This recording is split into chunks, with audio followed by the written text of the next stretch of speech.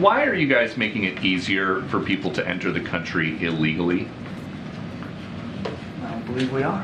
Why do you think we are? Well, you guys sued to cut razor wire that was put in place by Texas officials. So that the Border Patrol could actually do their jobs. But keep going. Well, you won in court, so now what? The Border Patrol Union president is saying the Supreme Court's decision is going to undoubtedly encourage more illegal immigration. Do you guys know better than the Border Patrol Union?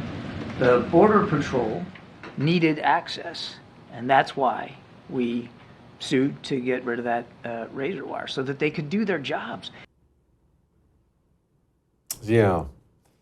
How does a nation deal with its ruling elite intentionally flooding it with illegals?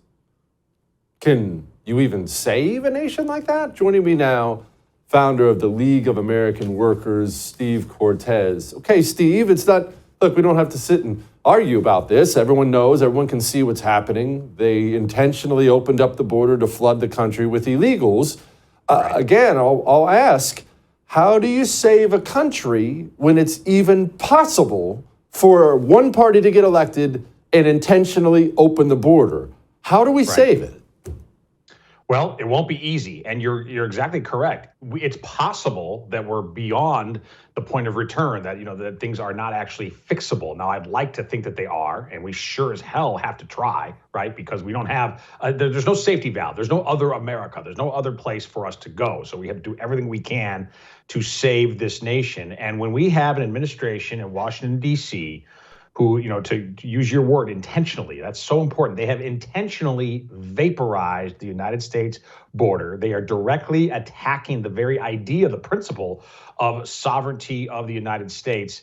It should add all the urgency necessary to every patriot out there to do whatever they can right now and into the election in November to make sure that this doesn't continue anymore. And I would also like to say this, Jesse, because I haven't seen or read this very many places, but your state of Texas has a great burden to deal with right now. And I really believe, and it's not fair, because immigration law should be administered and controlled by the federal government. Clearly, it's a federal issue. But when the federal government has decided to engage in this kind of systemic dereliction of duty, then I think it is incumbent upon a state like Texas to protect not just Texans, but all of America. And frankly, I think it's time for them to start defying the federal government and tell the federal courts, for example, regarding this case about razor wire, to go pound sand, to take a page out of the book of Andrew Jackson, say, oh, that's an interesting ruling you have. We're going to enforce it in a way here where we protect Texans.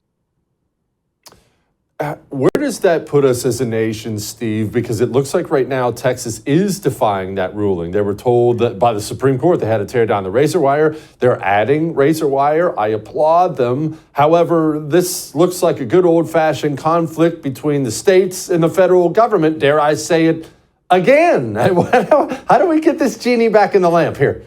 Right. No, and listen, it's a very uncomfortable place to be, clearly, right, for the United States. And I do think that we're in such a politically polarized situation right now in the United States, where almost every issue in America, on a national basis at least, breaks down into a sort of 45 versus 45 split, and then we're arguing over, trying to capture roughly that middle 10%. We're incredibly polarized, and probably more so than any time since the Civil War in the United States. So it's not surprising that we're ending up in these kind of standoffs, but that doesn't mean that it's in any way good for the United States. But again, I think the immediacy and the urgency of the moment, the gravity of the moment, means that places like Texas right now, they have to stand up and protect Texans, but also protect all of America. And, we do know that Biden's policies have effectively turned all of America into border towns. And that's the reality. New Hampshire voted last night. You can't get much further from the U.S.-Mexico border than the state of New Hampshire. And yet, even in New Hampshire,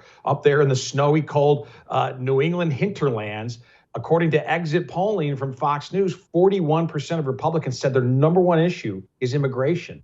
In a place, again, thousands of miles away from the U.S.-Mexico border. So they recognize it, the good patriots up there in New Hampshire, what's going on all over this country. And, my particular lane is to try to defend the prerogatives of American workers. American workers have seen their real wages crash throughout the presidency of Joe Biden. And that's reality. That's not my opinion. That's the actual numbers. Real wages, meaning your pay adjusted for the cost of inflation, the cost of the goods and services you need to live your life. Americans are getting poorer every single month, standard of living going down under Joe Biden. Part of that is because of what's going on at the border. When you flood our country with new workers, with millions and millions of new workers who are competing in the labor market unjustly and illegally against American workers, you are depressing wages, which leads to that situation, which we show on the chart there. Those unfortunate red bars at the bottom of that graph that I provided, those red bars represent